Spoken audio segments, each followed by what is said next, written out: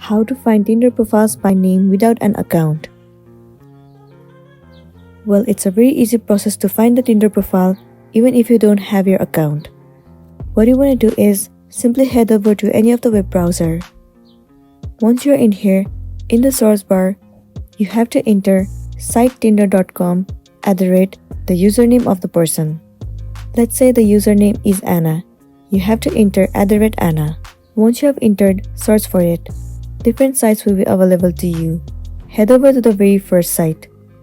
And there you go, you will be able to see the profile of their Tinder. But you need to know the username of that person.